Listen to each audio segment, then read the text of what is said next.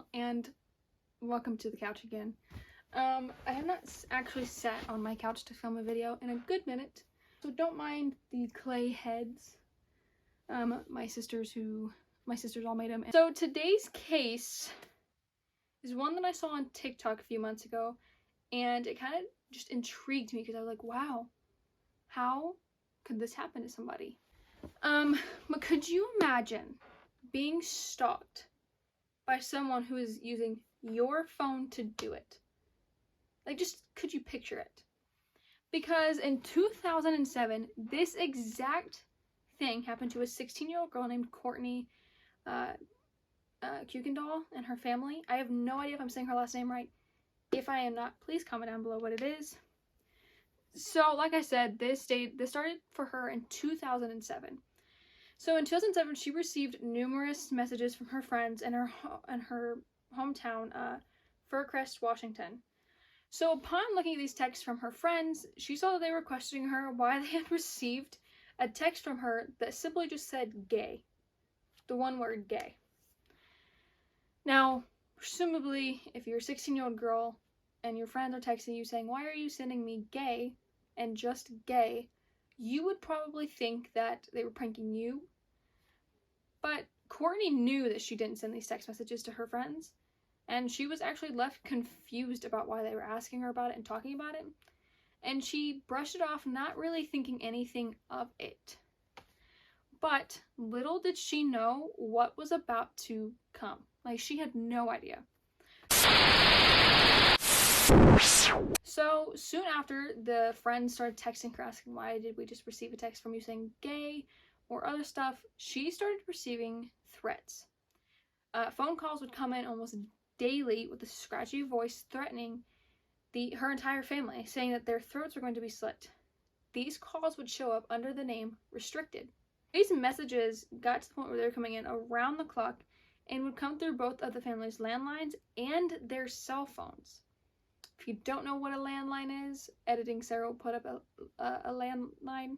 We still have one in my house, so yeah.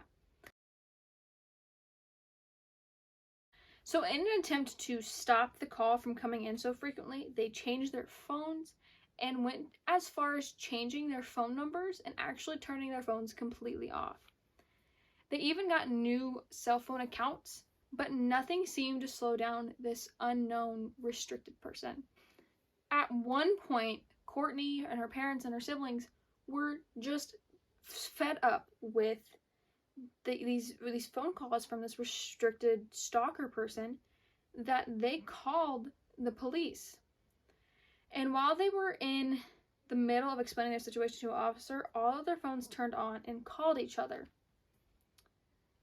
which in of itself looks a little strange to the police. But things started looking bad for Courtney after the police traced the threatening messages back to her phone, which seemed to be able to send messages and make calls even when she powered it off, which means that somebody has cloned her phone. At another point, the family had just returned home after the meeting with the law enforcement, or after the police, concerning the phone calls, when they noticed they had a voicemail which consisted of a recording of the exact conversation with the police earlier that day. So, thinking that Courtney actually had something to do with all the harassment, her parents took her phone away, but even that failed to stop the harassment.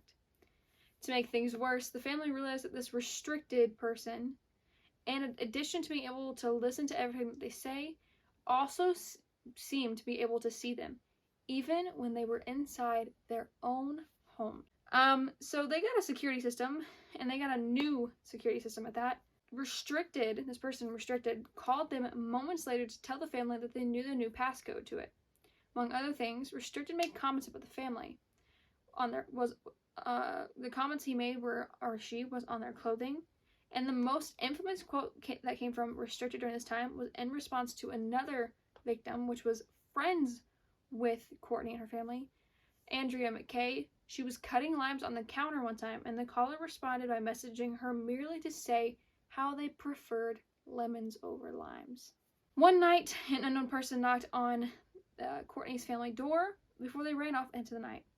By this point in time, taping over the cameras on their phones and even taking the batteries out didn't stop whoever the hell this person was.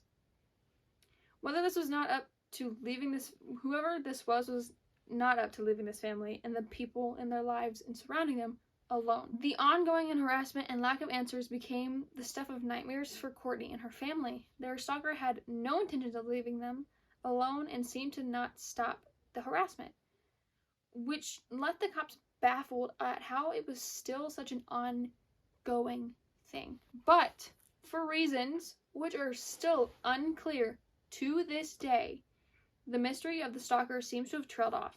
There have been no new follow-ups or arrests and persons of interest or anything since the attention on this case reached its peak. Some believe that the FBI got involved and the calls then stopped. But if the case was ever solved, it was never actually made public for us to know. And it was also never made certain if it was simply one stalker involved, let alone what the motive was. The only substantial evidence to come of this incident was recordings of the voicemail from Restricted, which has been described as throaty, juvenile rasp stolen from bad horror movies. I read that and my first thought was like Scream. You know how like when Billy and Stu are calling people as Ghostface? So as for the victims of this restricted person, it consisted of 3 families. The Kuykendalls, which was Courtney and her family, the McKays, and the Prices. Courtney and her family, her older sister was married and living in another house with her husband. A friend of Courtney's who lived across the street from her. Some people say another friend of Courtney's claimed that her phone's ringtone changed without her doing anything to a gruff voice. However, this is like included in like very few reports of this. So what exactly happened, and why to this one particular family and their friends? That's just everyone's question. Why them? There are actually 2 theories, and I'm about to list them off, so I'm gonna have to continue to look at my MacBook. One hoax is that it was all a hoax. This theory says it was basically a hoax committed by Courtney. It was her phone, and she could have done it easily to get this, get the attention onto the media, to get famous. Though, in response to this theory, Courtney has actually defended herself, saying, "Why would I do that to people I care about? Why would I harass my own family?" Just as likely as it could have been Courtney, it is also easy to see she had nothing to do with this. I agree, if it was Courtney, why would she be harassing her own family and herself and her friends and people she cared about? I think I'd be harassing people I didn't care about, The second theory is that it was a virus or a hack. This theory argues that Restricted could have gained access to the phones through hacking or a virus, which, like I said, they traced the calls to Courtney's phone. It could have just basically been she had her phone cloned by somebody. We've heard that. I think it happened to Tana Mojo. If you've not watched her Stalker videos, I highly recommend them. They're very entertaining and very showy of what people are capable of doing. They could have done this through inside help or by someone smuggling the phone out to get Restricted to mess with them, or even by one of the victims unknowingly infecting their phones. An example being that Courtney could have reinfected her phone by visiting her MySpace page. Like, her MySpace page could have had a virus on it she didn't know about, re-logged into it on her new phone, and it just kept doing it. But there really hasn't been anything that has really helped anyone understand what happened to these victims. Most of the reports of this case actually focus on one victim in particular, and that is Courtney. But there was no confession made by anyone. There have been no suspects or persons of interest. There have been no arrest. And the last update that the call stopped as soon as the FBI got involved. But the fact that nothing has been made public, it makes it confusing to even understand what happened to these families and why they were the ones being stalked. But that is it for today's video. I hope you guys enjoyed it, and I will see you in the next one. And please do remember that there is a Google form on my channel. You can go up to the banner and click the Google form. You can recommend a case that you want me to do. Tell me who did it, who it is about. Give me a little information about it so that when I go to research it, I can easily find it I already have one response, one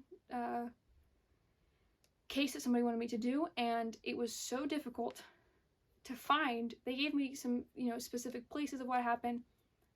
They just had the wrong name, but it's a very short video, and it will be out soon. It'll probably be an in-between of a longer video. But yeah, thank you guys so much for watching, and I'll see you in the next video. And I hope you guys are enjoying these true crime, tea and true crime, because I really like Stephanie Harlow's coffee and crime time. Thought I would just make similar. I don't drink coffee though, so yeah. I will see you guys in the next video. Bye.